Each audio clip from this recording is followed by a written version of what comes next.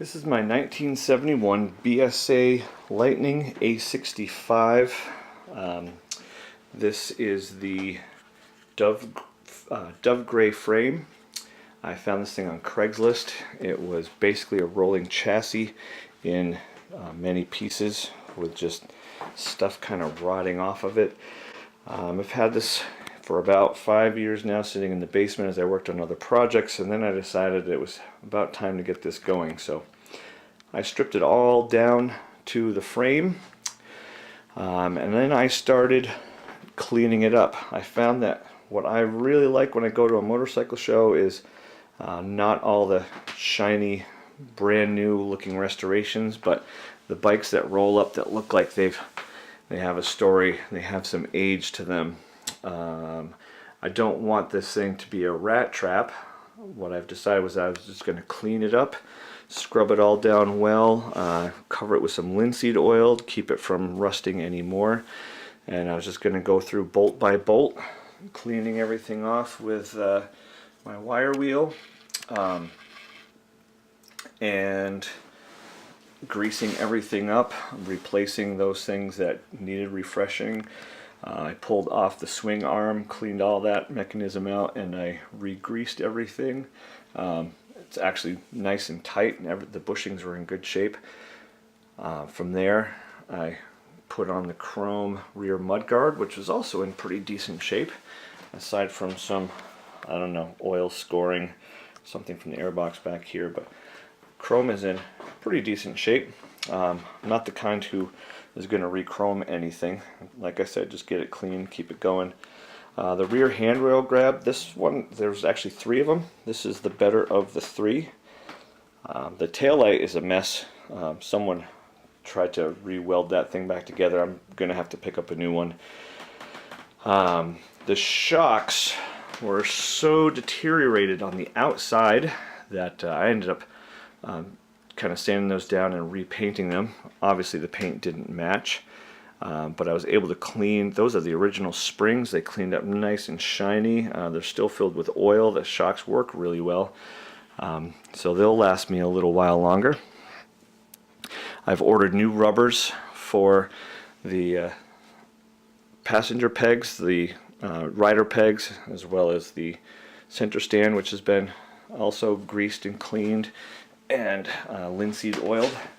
I just went to my local Ace Hardware and I picked up some of this stuff.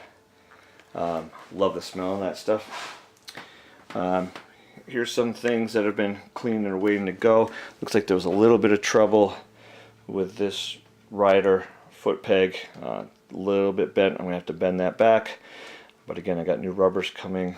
This one also lost a pin. I'm going to have to replace that. Everything else seems to be in pretty decent shape. I've got the brake, although I don't have the brake rod. I might just make one of those.